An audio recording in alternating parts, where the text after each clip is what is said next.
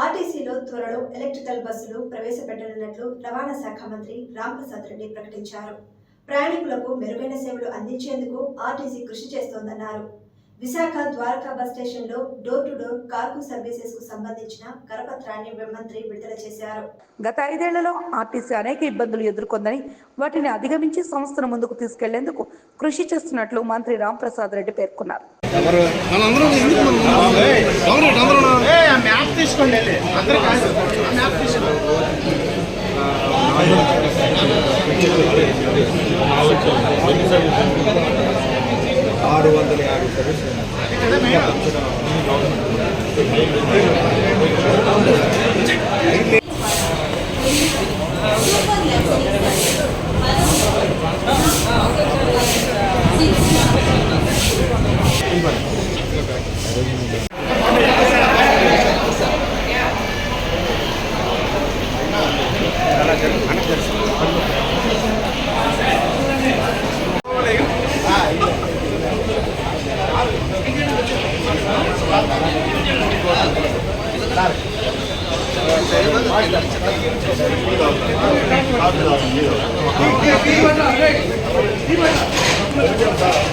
Sample K not sir నాకే చూస్తే sample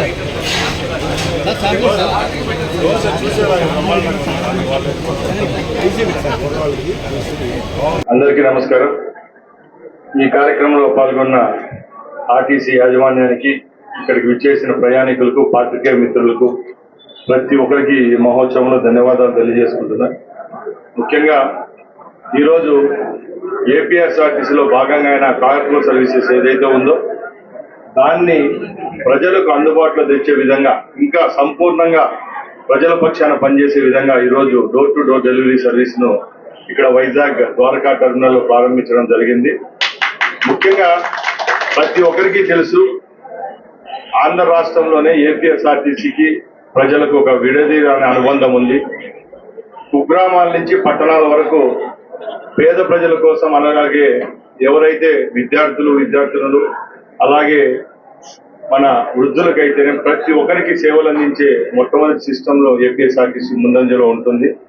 దానిలో భాగంగానే ప్రజాసేవ, అలాగే ప్రజలను వాళ్ళ గమ్యస్థానాలకు చేర్చే విధంగా ఏపీఎస్ఆర్టీసీలో రాబోయే కాలంలో ఈ ప్రభుత్వం కొత్తగా ఏవైతే సౌలభ్యంగా ప్రజలకు ఉంటాయో ఆ చర్యలన్నీ తీసుకునే దానికి ముందుకెళ్తున్నాం. దానిలో భాగంగానే ఈ కార్యక్రమాన్ని కూడా ఇక్కడ ఏర్పాటు చేయడం జరిగింది. మేము ఒకటే చెప్తున్నాం, గత 5 సంవత్సరాల్లో ఏపీఎస్ఆర్టీసీ పూర్తిగా దెబ్బతింటే పెద్దలు చంద్రబాబు నాయుడు గారు ముఖ్యమంత్రి అయిన తర్వాత ఒక్కొక్కటిగా సమస్యలు మా దృష్టికి వచ్చేటన్ని ఏవైతే ఏపీఎస్ఆర్టీసీ మనుగడకు దోహదపడతాయో అవన్నీ చేసేదానికి యాజమాన్యం ముందుకు వస్తూ ఉంది.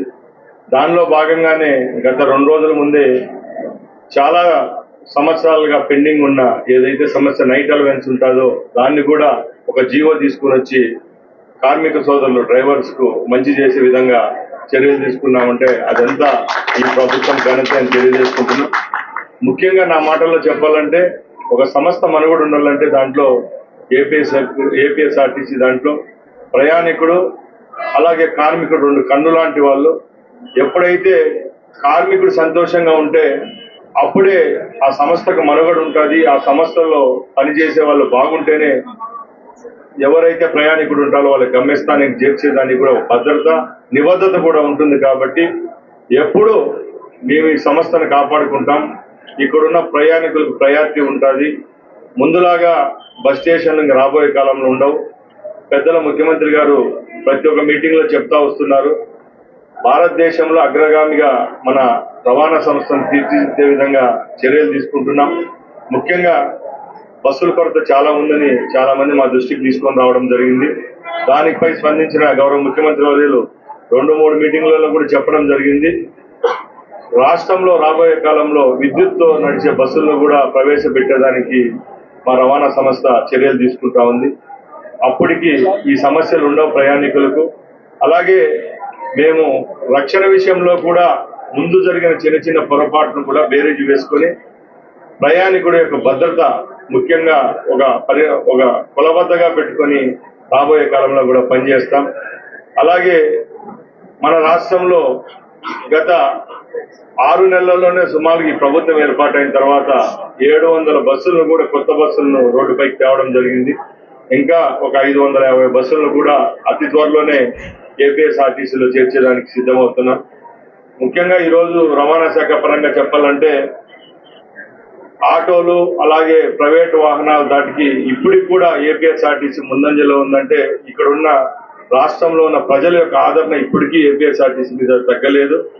మేము ప్రజల తరఫున అలాగే కార్మికుల తరఫున ఒకటే చెప్తున్నాం, ఈ సంస్థను రక్షించుకుంటే వేలాది మందిగా ఉన్న కార్మికులకు కూడా వాళ్ళ భవిష్యత్తు బాగుంటుంది. సంస్థ మనుగడ బాగుంటేనే రేపు రాష్ట్రంలో కూడా జరగబోయే కాలాల్లో ట్రాన్స్పోర్టేషన్ సిస్టంలో కూడా పెను మార్పులు వస్తాయి.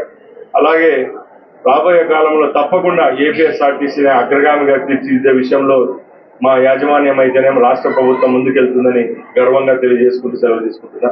జై హింద్.